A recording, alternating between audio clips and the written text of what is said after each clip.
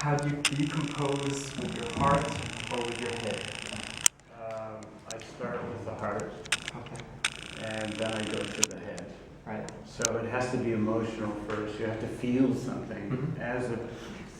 Even from the audience point of view, I want to watch a film and feel something. And then I write a lot based on the emotions. And then later it becomes more intellectual, Right.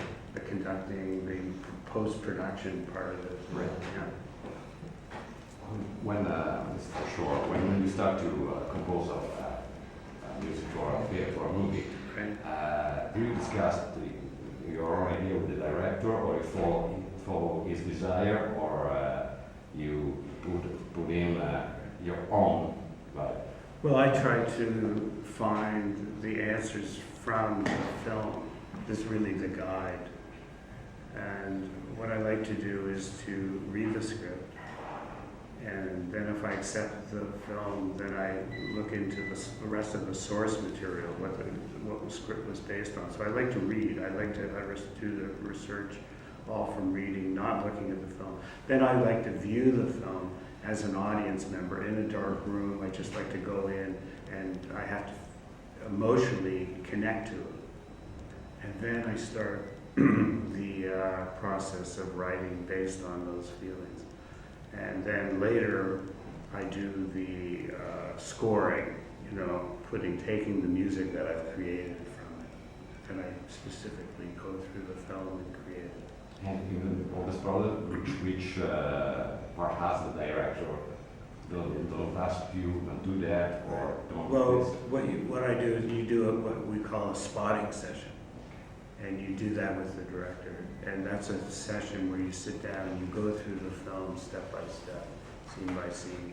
And he talks and tells you everything about what he hoped to achieve, why is there music in that scene. You ask, why do we need music in that scene? What is it doing? And you ask those questions. So you have that discussion through the whole film. And then you take all the notes and the emotion, and you try to write a piece that captures the feel of the film. You stay true to the film and the collaborator's idea. I ask you the genesis of the song, the music concerning Hobbits. When and how the song burn, and if there is a different variant cover of concerning Hobbits, a different type of this song, or is the unique concerning Hobbit you created? When I went to New Zealand, I received a call from Peter. And I went to New Zealand and I saw everything they were creating there, which was very inspiring. Because I knew the book from the 60s. I had read Lord of the Rings years before. But when I saw the visualization of it, it was very inspiring. And then I went back to New York. I live in New York. I wrote the Shire theme, which is the theme you're talking about, and the Fellowship theme. Okay. And I just did those pieces away from the film. It was just the idea of what that could be. And the themes I wrote them very early on. I think they were the first pieces I wrote, and then I used those in the film. And we will hear again your wonderful music on Middle-earth in the future. Well, from The Hobbit, I think that's... And there is a future of Middle-earth. Is there more Middle-earth? Yes. Is that what you're asking? Yeah. Yes. There might be. I mean, it is, not all the stories have been told. Oh. There are many, many more. Yes. And, yeah, I don't know. I mean, it's possible. Somebody could it's try. possible. I don't know. But Would you like to return? you never to it? know. Would you? Well, I did love that world. I mean, I did. I mean, I've expressed a lot of my ideas about it. It might be something that you would have to do in a new way or a different way, because we did so much with it. I think I expressed everything in in the films I've done. 6 films. Yes, it is. My question is about if you have a different working method of composing with the different directors, or your working method is the same, or you change from the directors? Yeah. Now I like to work in the way that I'm comfortable because I've done 77 films and We were great and I directors. kind of feel like I know now what to do, you know. So I don't like to. I like to have a process. Let's say that, you know, and it's a good process and it's collaborative. But I definitely have a way now of working. I like to write the whole piece and play the whole piece, and I like to keep the music fresh and alive, and you know, and the recording should be have life to it. So not everything's established, because once you have the performers in this recording, film music is essentially a recorded art. So you're always going towards the recording.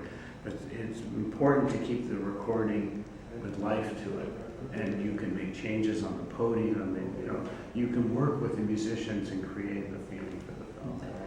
But usually you go also to the set, Do I? to the set of the film.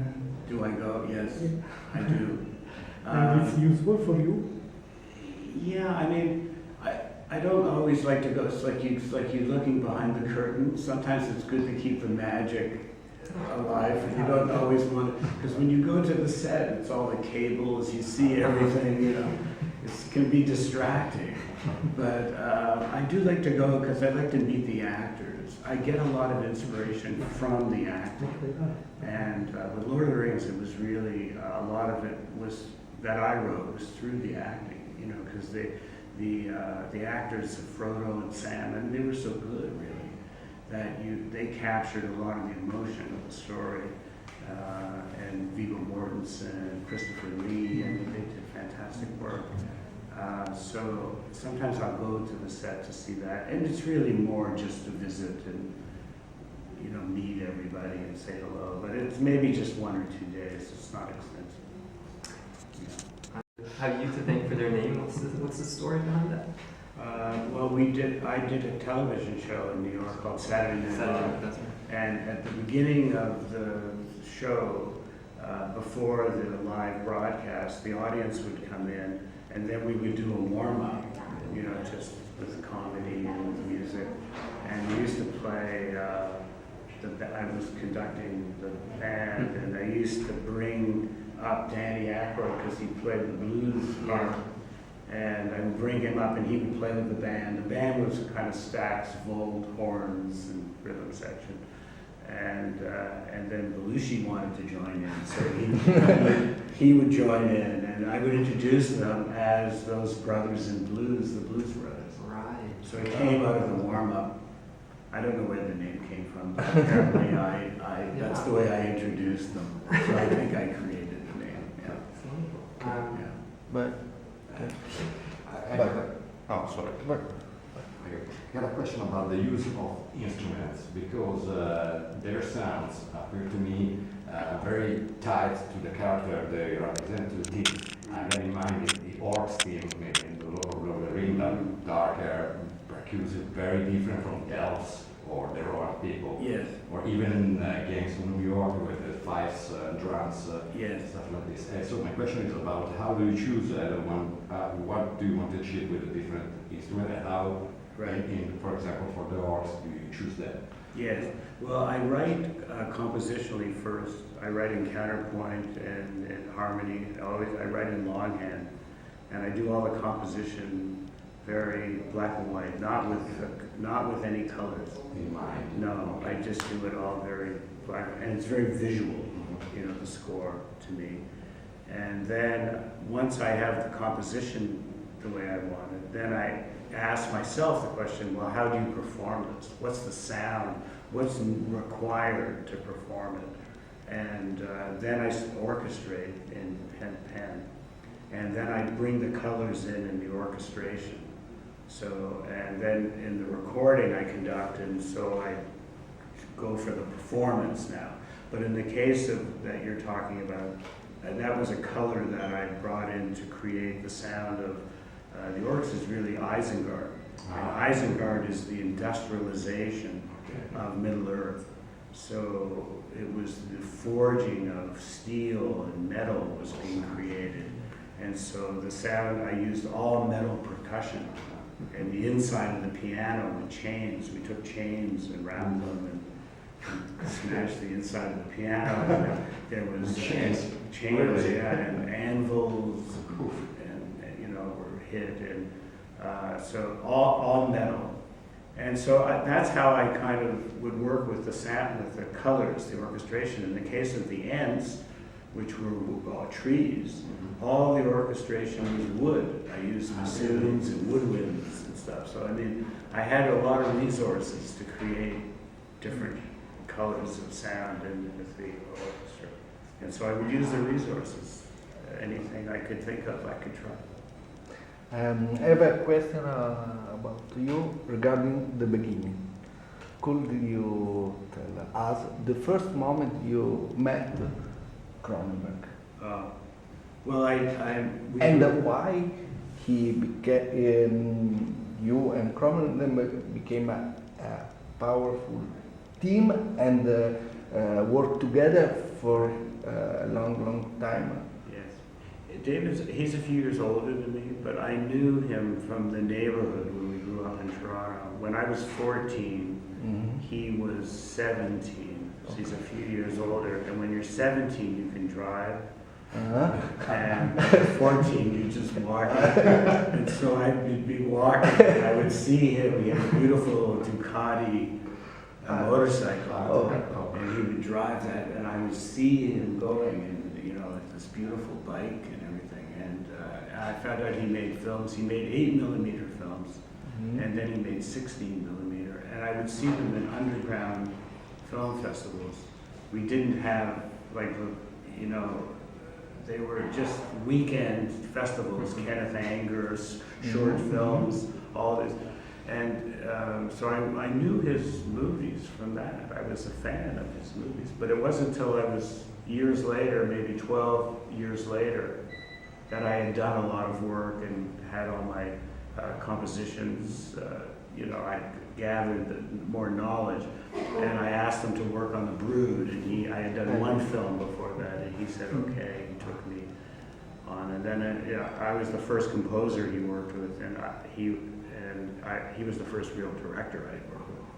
And then we just worked through 30 years. We did 15 films, all many different experimental ideas and all electronic, some of them with symphony orchestra, some of them with chamber orchestra, with guitars and Crash, Naked Lunch with jazz. You know, we just tried many different things. That was the real fun of it.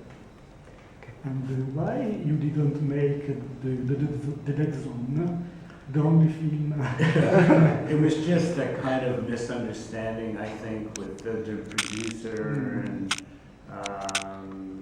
sometimes not everything works out correct the way it's supposed to work out. It was just a kind of thing that it didn't quite work out.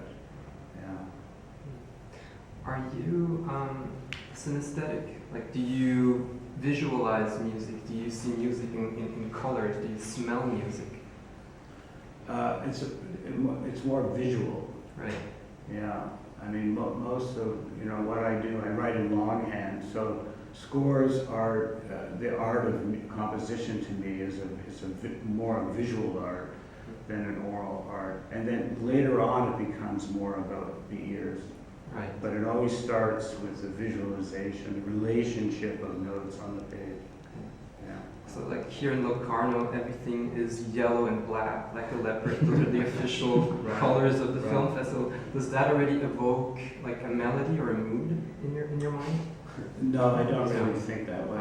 Yeah. I think more in terms of black and white, composite, harmony, counterpoint, and then the colors later on. Right. Okay. But the colors have to do also with the environment, where the music is being played. Like the room and the physics of the room has a lot to do with the sound of the instruments. I do a lot of live recording, so yeah. ask about that is that when you're composing, when you're working to a song, is the experience you had with Lighthouse in the late 60s, early 70s became something useful for you? And do you remember those times when you played live with that? Well, I think I've always written songs, even when I was quite young, and it's been something that's always been part of my music. I haven't focused so much, that I just write songs, but I have done that over the years.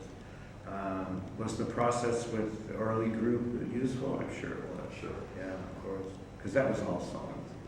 So there's been periods where it's been all songs, but now I'm interested in the orchestra and the symphony and the concert stage. But I love the voice. I write a lot for the voice and for choir. I wrote a song cycle last year for mezzo and chamber orchestra, and now I'm writing a new song cycle for the Toronto Symphony for mezzo and symphony orchestra. So I use the voice a lot. I really do. I love that. Well, you get tired to play in a band and choosing just to compose after some years. Why did I? Yeah. It's just a natural progression of music for me. I mean, I've probably tried everything in music, probably everything that you could try. And what I'm doing now with the pencil is the basis of my music. That's the way I create music, with the pencil, and then I go to the performance. And so, I mean, it's somewhat just about the pencil, and I've eliminated a lot of other distractions about music. Ask a comparison of work with you and the director Cronenberg, Barton, and Jackson. What there is a different approach to work. Also Scorsese. And Scorsese. And Scorsese. Well, yeah, those are great directors, and they have different techniques. Yes. About how they work, and you just fit in. You fit your work in with theirs. You want to have a good, to make good films, you need a good balance with all the arts of the film: cinematography, editing, direction, production design, music. All these things, they must be balanced evenly to make the film. And then if you have done that, everything can rise up and become greater than the parts. And that's really what you're hoping for with these directors, to add something to the whole that makes it rise a bit, makes it, live.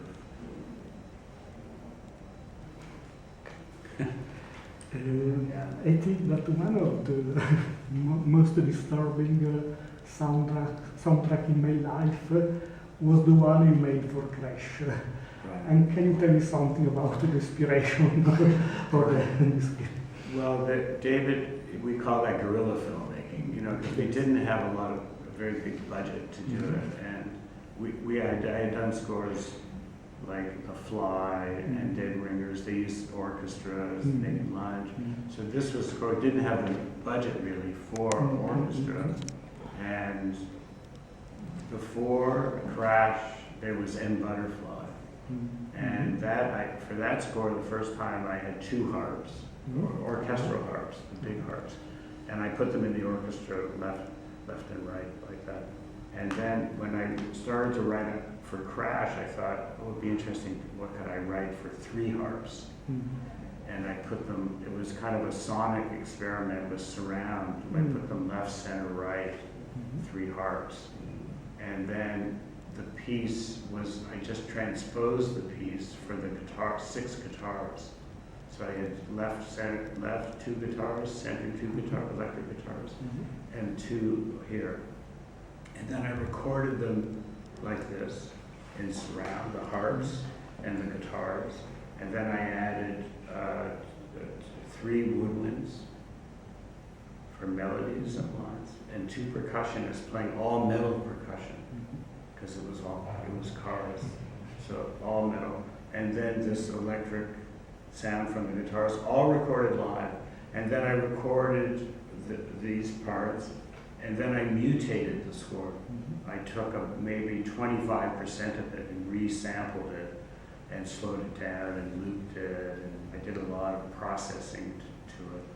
So it was kind of an electric acoustic experiment. Going through the films that you've scored, one notices that very often these films end up getting nominated at the Oscars, most recently Spotlight. Is that coincidence, or do you just have a knack for working with the right people at the right time? Well, I think they're good films, yeah. I mean, I'm always looking for films that are emotional and move me, and I think I'm able to connect on certain subjects. I just finished a film called Denial with Nick Jackson, and that's a very good film as well. It's coming in September. I don't know. I'm not really sure. I'm trying to connect with stories that I think I would be good at telling. So you just have a really good taste in movies, then? It's probably that. Yeah, I think I'm just trying to find things that I think I could work well with, and with artists that I can also collaborate with. Right. Yeah. Let's go to the last question, please. Working at for Lord of the Rings has been, I think, even for you as a composer, a long journey with this massive production and stuff. My question on that, first, how do you manage to survive all the journey, and composing for the Hobbit trilogy has been easier after that? You take things in small sections, is how you do a project like Lord of the Rings, which went on for almost 4 years. But what you do is you just work each day, and you ask yourself, what can I create today? A few bars, a few pages, and the journey is very long, but it's good not to look so far ahead. And we did a concert in New York, and I brought Tolkien's papers from Marquette University, it's in Wisconsin, and we put it in the library in New York, and you could see his process, like how he created the book. And he was trying to figure it out as well. He couldn't, he had drawings of the lunar, things that were happening, the moon, the seasons. He was trying to understand how these parts all fit together to tell the story. And we did the same thing. It was just going, one step at a time. And really, you can apply that principle to all work. If you think too big, it kind of crushes you. But if you think like I've written something, a few pages, a few bars, then you feel you've accomplished something, and then you go forward the next day and you build on that. Don't analyze so much. Just create, go forward. Yeah. It's okay. The question is about you compose an opera from the field of light. Yeah. It's correct. Can you tell me something Yeah. about this opera? Oh, well, when I wrote the score, I thought of it in terms of opera. It was the first symphonic score I wrote in '86. It was written for the London Philharmonic, and it was it had an opera sensibility. I was going to the opera a lot at that time, and I always thought the subject was a good opera subject. It was tragic. It had transformation. I thought it was strong, for this opera, for the theater. And so I kept the idea for many years, from '86 until we did the opera in 2008. Good. We have to stop there. Okay. Thank you very much. Thank you. Great. Thank you.